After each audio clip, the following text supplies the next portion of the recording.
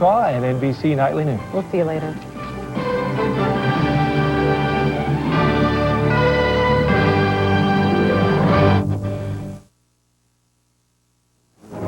America on alert.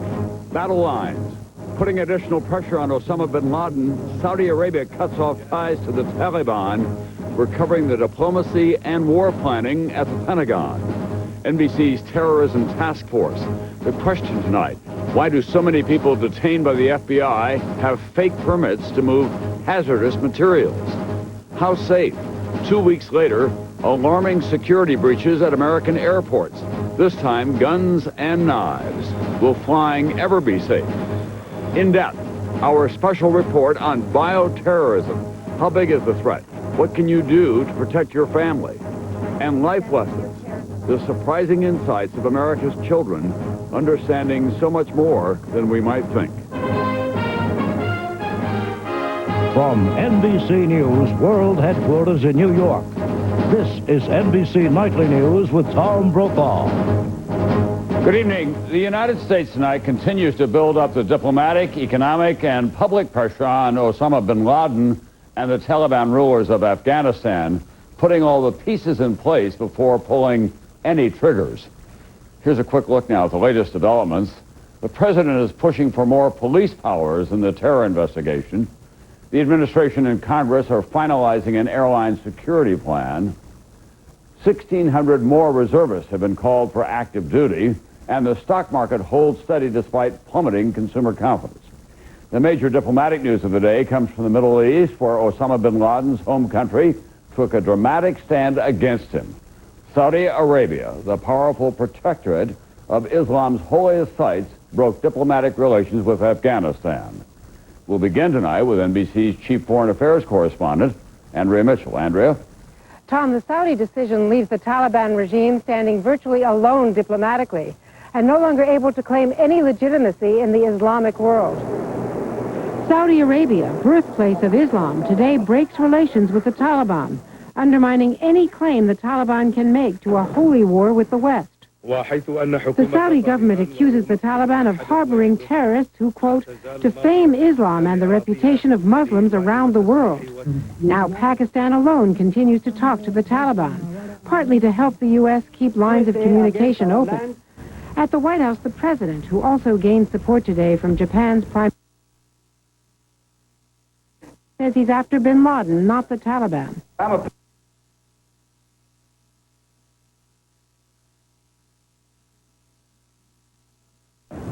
But the U.S. is supporting anti-Taliban rebel forces, and U.S. officials also meet today with Afghanistan's 86-year-old deposed king, Zahir Shah. Who else is on board with the U.S.? In addition to Saudi Arabia and Pakistan, the anti-Taliban coalition now includes the United Arab Emirates and other Persian Gulf states, Europe, South America, and both China and Russia. Russia's President Putin meets today with Islamic clerics and encourages Central Asian states bordering Afghanistan to help the U.S. Tajikistan, Uzbekistan, Turkmenistan, Kazakhstan. Who's left? Iran. Today, Britain's foreign secretary meets in Tehran with Iran's leaders, looking for intelligence assistance for the U.S. against the Taliban, despite Iran's own record sponsoring terrorists. And why are so many different countries willing to unite in this cause? Because U.S. officials say despite their differences, they all are afraid of bin Laden as a threat to their own regimes. Tom? Thanks very much, NBC's Andrea Mitchell tonight. At the same time, military planners at the Pentagon continue their buildup, all the while monitoring the developments in Afghanistan. They're now calling it Operation Enduring Freedom, dropping infinite justice because Muslims believe only Allah is capable of delivering that. NBC's Jim Miklashevsky is at the post at the Pentagon again tonight for us. Jim? Tom, NBC News has learned about one piece of evidence the U.S. claims offers proof that Osama bin Laden is behind the September 11th terrorist attacks. U.S. officials report that Osama bin Laden and his followers started evacuating dozens of terrorist camps in Afghanistan before the attacks in New York and Washington, a clear sign they knew what was coming and fully expected U.S. military retaliation. But bin Laden is not the only target. Sources report the U.S. has an attack plan to topple the ruling Taliban regime. Besides military targets, the the U.S. is preparing to strike at a primary source of the Taliban's income, heroin.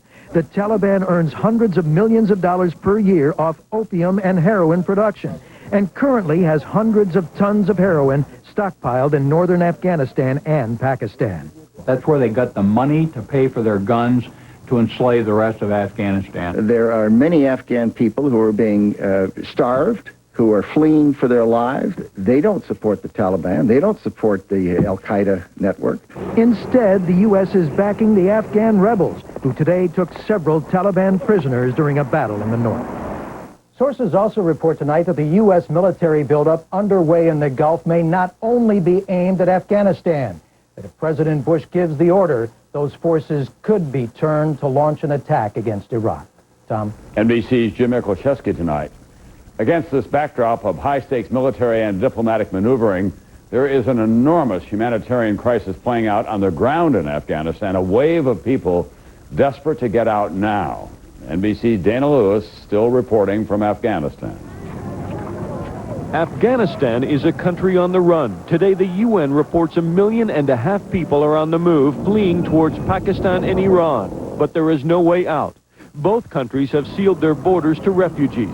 We already have more than 2 million refugees who came 20 years ago. And Pakistan does not have the means and the resources to assist another influx of refugees into our country. Inside Afghanistan, food aid deliveries have been cut off by the Taliban. Now sacks of wheat sent from America sit in a Pakistani warehouse while Afghan people go hungry. At this refugee camp in northeastern Afghanistan, there was only contaminated water to drink and gruel made of oil and tomato paste.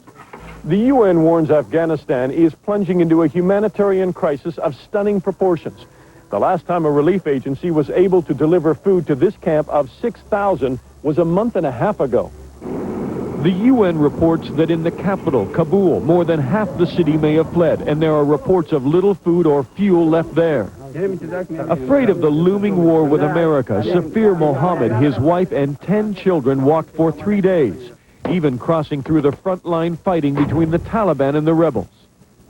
We walked at night. There was a lot of shelling and landmines. Many people die there, he says. The local hospital is overwhelmed with wounded refugees caught in the crossfire. This 10-year-old boy hit by a shell.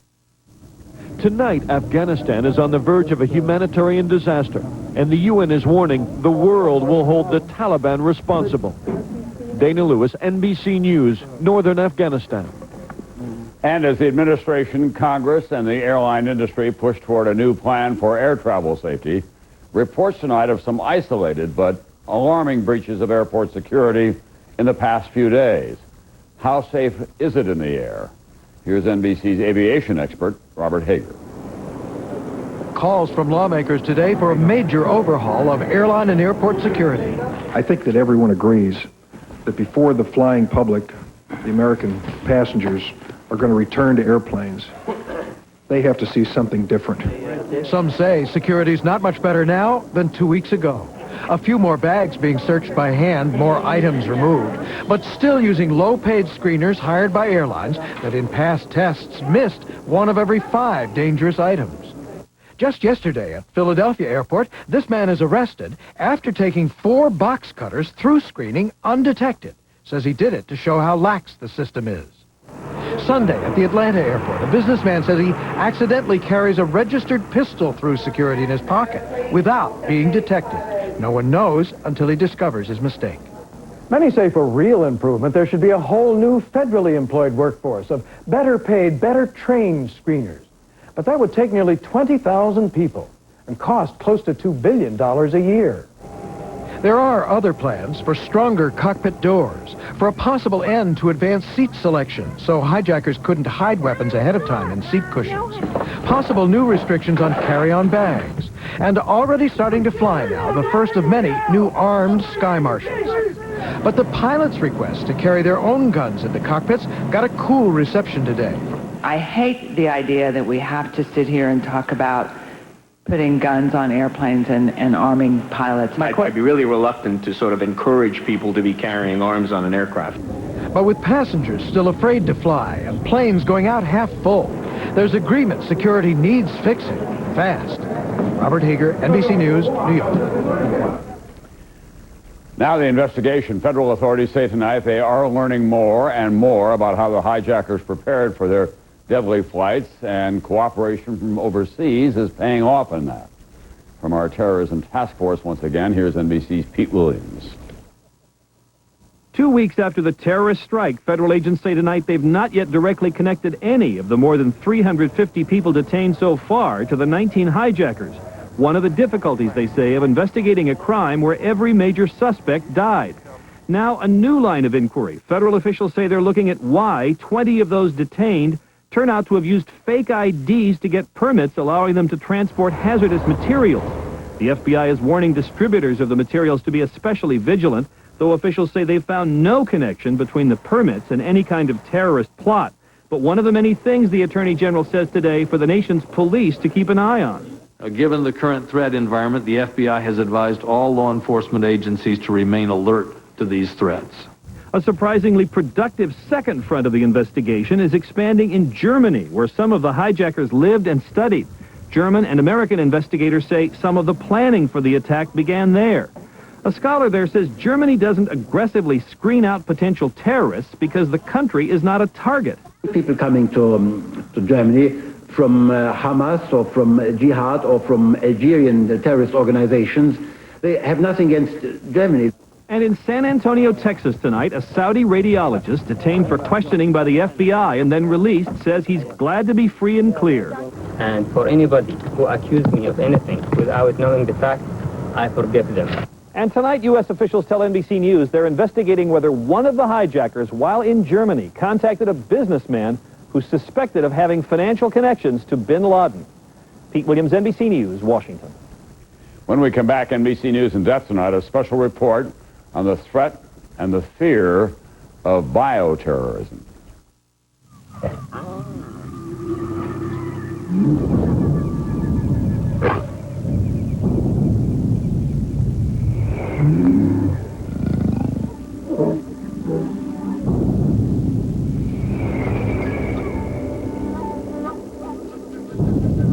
After the 270 horsepower Chevy Trailblazer, everything else just seems kind of weak. The all-new Chevy Trailblazer, like a rock. Ah, time to relax. What a time for bad heartburn. Try Extra Strength Mylanta. It works on tough nighttime heartburn fast. So go ahead, relax, if you can. Extra Strength Mylanta.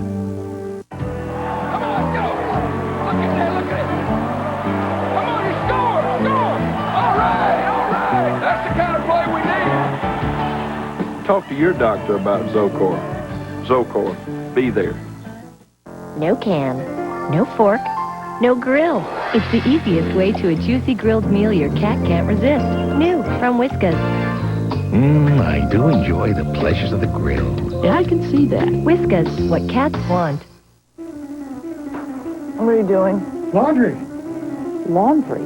But I'm glad you're up. I've been waiting to vacuum. Breakfast.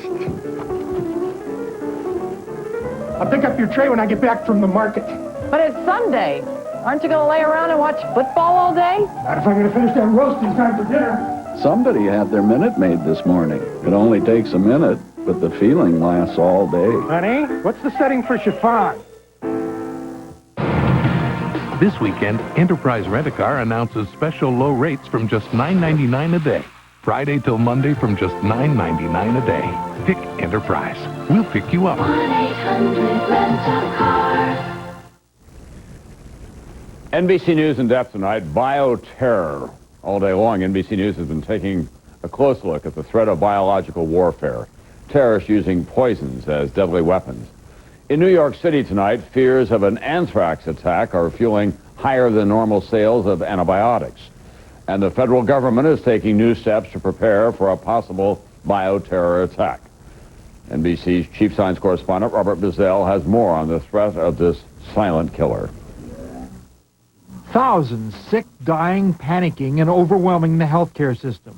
The horrible potential consequences of biological terror. Many experts say we need to prepare for it now. We know terrorists will continue to attack the United States using whatever means they can, and it seems inevitable to us that, in fact, a biologic terrorism event will be part of that attack. We can't afford to be complacent about this threat. We all hope and pray it will never happen, but let's be sure that as a nation we do the things that can be done to be prepared. How to prepare? Many are trying on their own. Aviva Dubin spent more than $1,000 on antibiotics and gas masks for herself and her family. As much of a nuisance as it seems, and as funny as it may seem, and excessive as it may seem, it's just always better to be prepared than to be sorry. But experts say the gas masks and antibiotics will actually offer little protection, nor is there any one vaccine that would help. A biological event would unfold like a disease epidemic. Most likely it would be a silent release of an agent where we wouldn't even know we'd been attacked until cases start to appear in doctors' offices, emergency rooms, hospitals, now spread out in time and place. To protect the population, the experts say we need a public health system that is adequate to the task. Doctors and nurses need to be alerted and trained to look for unusual outbreaks of illness and to promptly notify authorities. Laboratory facilities should be available in every region of the country, able to quickly diagnose unusual germs. Large stockpiles of vaccines, drugs, and other medical supplies need to be available to be rushed to any area under attack. The federal government began to implement this program in 1999, but officials who are familiar with it tell NBC News that it is still a work in progress, far from adequate to deal with the threat. For example, the nation has only 7.5 million doses of vaccine to combat one of the most likely threats, smallpox. But this would not be adequate to treat even a moderately sized outbreak resulting from bioterrorist use. The government has ordered 40 million more doses, not likely to be available until 2004. Many say that bioterrorism would be difficult to pull off, so it should not be a cause for panic. But we do need to prepare to resist this terrible threat. Robert Bazell, NBC News, New York. For more information on the threat of bioterrorism, you can log on to msnbc.com. I'll be right back with a staggering amount of money raised to help the terror victims and their families. Who will get that money and how much?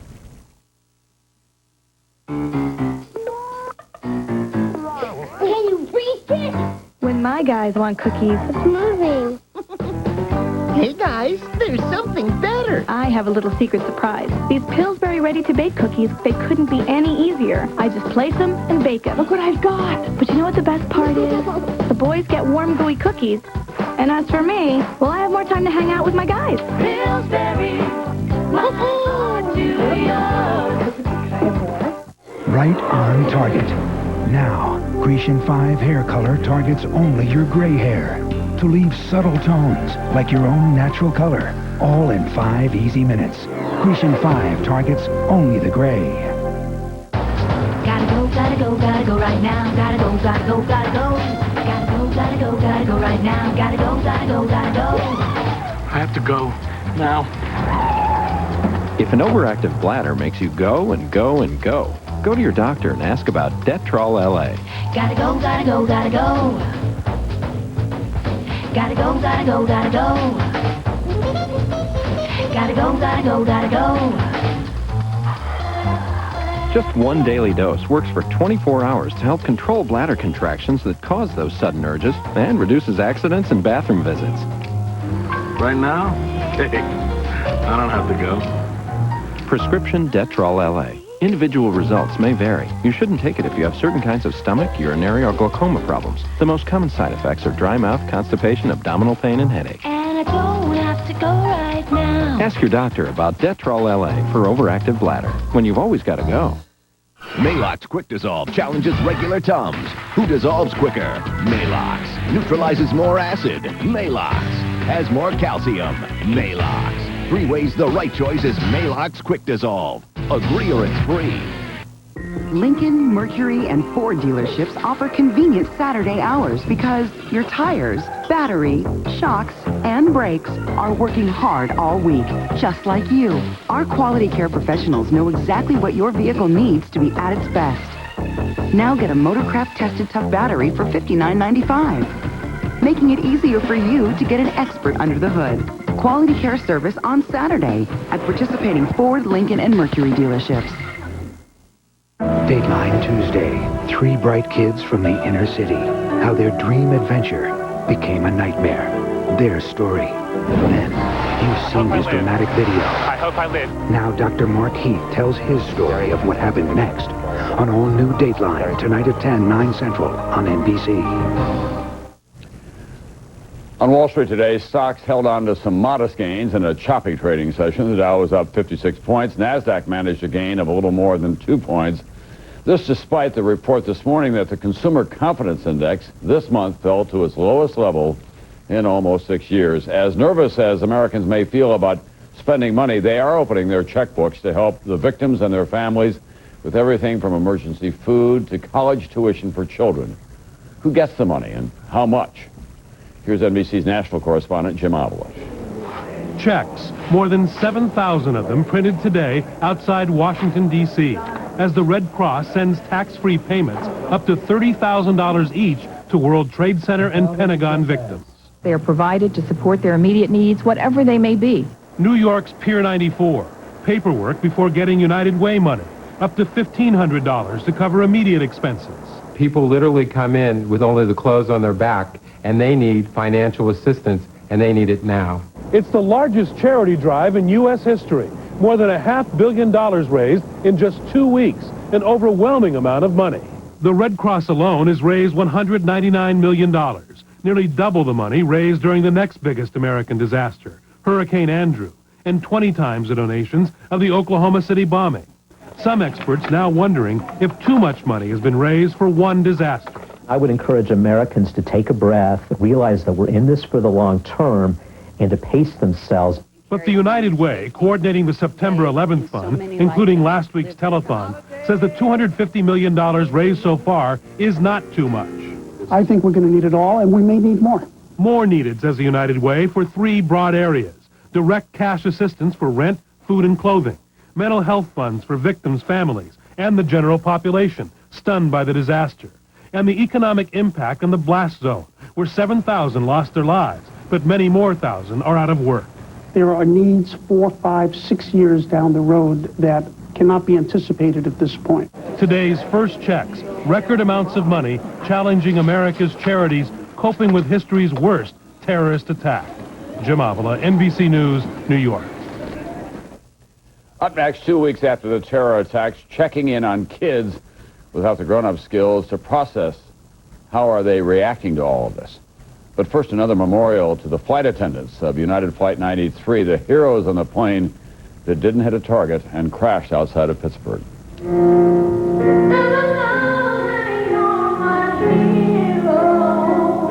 You are all heroes and have such tremendous courage.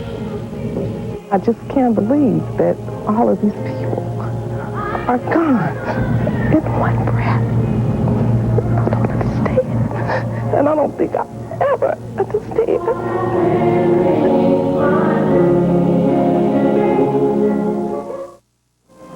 Hey, Teddy. Glad you could make it. No problem. Listen, you know how I told you to build all those stores? Yeah? And you know how I told you to staff them with computer experts? Right. Well, now is when we look like geniuses, Teddy boy.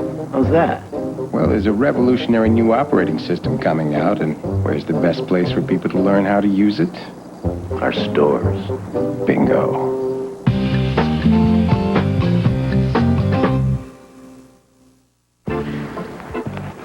Want to try that triple Lux? What the heck? I got supplemental insurance. What's that? A Lutz? No, that something insurance.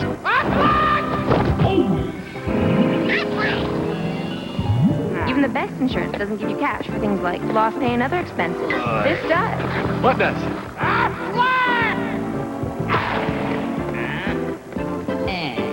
Aflac. Ask about it at work.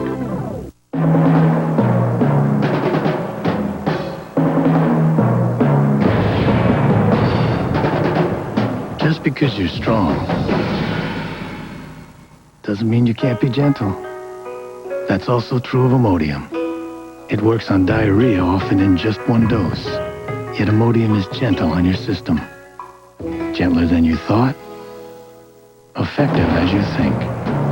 Imodium AD. New at 6. This is a test of the emergency. How would you know if a public emergency happened in your area? Tonight, we examine our community's plan of action, a look at ways emergency crews would respond, and the coordinated effort to keep you and your family safe. Tonight at 6 on News Channel 8, where the news comes first. You just gotta know where to go. What's up? Trying to figure out my budget. Got 200 for rent, 29 for my cell, 19 for gas. Sounds about right. 14 for a new CD. Screaming babies. Which leaves me $1 a day for lunch. More than enough. You know Wendy's Quarter Pound Deluxe Double Stack Cheeseburger with 2 patties of beef, American cheese, and Thousand Island dressing is just 99 cents every day. Lunch, anyone? Actually, I got a penny left. What are you going to do with that? Mutual fund. All right. Remember, Wendy's pickup window's open till 1 a.m. so you can eat great even late. Hello, I'm Phil Whipp, president of Les Schwab Tire Centers. Every once in a while in the tire industry, a tire comes out that we feel is far above the rest. It began with our Z800 passenger car tire, and today we'd like to introduce our open country all-terrain for pickups and SUVs. We're so excited about its quality and ruggedness. We're giving it our money-back guarantee. Try us out for 30 days. If you don't agree they're the best pickup and sport utility tires you've ever owned, return them, and we'll give you your money back. Nightmare for 2 weeks now, night and day, inescapably, from New York and Washington to the most remote reaches of this country. All of us, including children, who have their own way of dealing with the horror of it all. Here's NBC's Roger O'Neill. They're just little kids, but with big hearts and red, white, and blue hands, the nation's school children are showing a depth of understanding of the loss of life and possibility of war that is surprising. Dear fellow Americans, I know what happened on September 11, 2001. Fourth graders at Washington Elementary in Southern California writing letters. Their words, an essay in being American. I was horrified and shocked. Even firemen and policemen were missing. Thank you for risking your lives to save people and all Americans. They may be off-key, but it's the innocence of their action, raising the flag in Arlington, Virginia. And who else but children would think about the rescue dogs at Ground Zero? These sixth graders in Lompoc, California did biscuits for the canine heroes. My teacher and us think it's a good idea that they get an energy bar so they get more energy. Strength is what students at Hawaii Baptist Academy wanted to give to New York's Rescue 1 fire unit. They lost 11 men when the towers collapsed. A lei of aloha and prayer is on its way. I feel good that I'm helping. 11-year-old Sarah Wood and her sister were told they were too young to give blood. They're raising money instead. 10,000 American flags, $1 apiece selling in Phoenix, but there is anxiety too. At Wyatt Edison Charter School in Denver, 8th graders, family, and war. How many of you guys have family or close relations who are in the military or in the reserves? Raise your hands. New lesson plans in our schools about real life. Great. It's scary and inspiring. Roger O'Neill, NBC News, Denver. And as they struggle to understand here in New York, what's left of the World Trade Center is being toppled as if it were a child's toy. Today, the skeleton was brought down to be hauled away. That's nightly news for this Tuesday night. Don't forget Dayline tonight at 10, 9 Central. And at 9 Eastern on MSNBC, a town hall meeting, America on Alert, Coping with Fear, hosted by Forrest Sawyer. I'm Tom Brokaw. I'll see you tomorrow night.